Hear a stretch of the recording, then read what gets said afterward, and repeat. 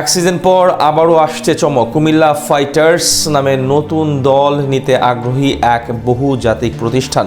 ঢাকা থেকে প্রতিনিধিত্ব করতে চায় একসাথে তিনটা ভিন্ন দল। বরিশাল আর খুলনার মাঝেও চলছে তুমুল প্রতিদ্বন্দ্বিতা। 2026 বিপিএলের ফ্র্যাঞ্চাইজি পাওয়া নিয়ে জমে উঠেছে মাঠের বাইরের লড়াই। সব মিলিয়ে কুমিল্লা ফাইটার্স আর বাকি বিভাগের দল বদল নিয়ে বিস্তারিত থাকছে রিপোর্ট।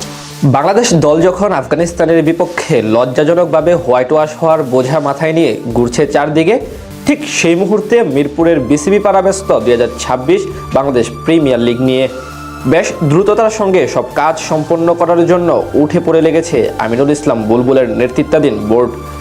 দুদিন আগে বিপিএল এর দল নিতে আগ্রহী প্রতিষ্ঠানগুলোকে আবেদন করার জন্য সার্কুলার জারি করে বিসিবি। এরপর থেকে বিভিন্ন অঞ্চল থেকে একাধিক প্রতিষ্ঠান ফ্র্যাঞ্চাইজি কিনতে আগ্রহ জানাচ্ছে গভর্নিং কমিটির কাছে। তেমনি চারবারের চ্যাম্পিয়ন কুমিল্লা অঞ্চল থেকে চমক হিসেবে এসেছে কুমিল্লা ফাইটার্সের নাম। সম্পূর্ণ ভিন্ন আঙ্গিকে নতুন মোড়কে 2026 বিপিএল আয়োজন করার পরিকল্পনা করছে বিসিবি। প্রথমবারের মতো টুর্নামেন্ট আয়োজন করার দায়িত্ব দেওয়া হয়েছে ইভেন্ট ম্যানেজমেন্ট কোম্পানি আইএমজিকে, যারা কিনা আইপিএল এর মতো মেগা টুর্নামেন্ট আয়োজন করে সুনাম অর্জন করেছে। প্রাথমিক পর্যায়ে তাদের সঙ্গে 3 বছরের চুক্তি করেছে বিসিবি।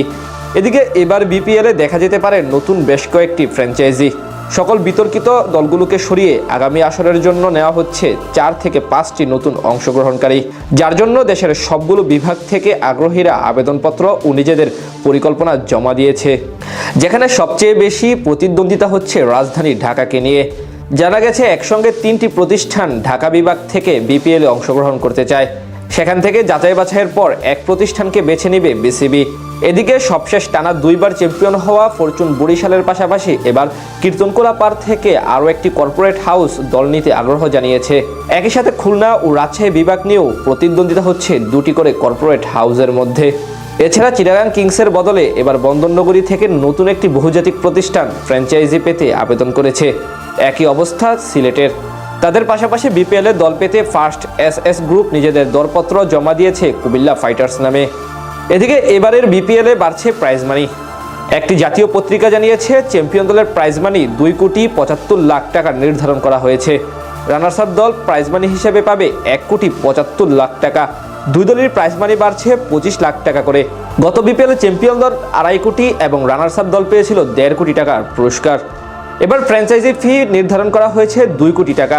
সমপরিমাণ ব্যাংক জামানত আবেদনপত্রের সঙ্গে দিতে হবে প্রতিষ্ঠানগুলোকে। প্রতি বছর 15% হারে ফি বাড়বে।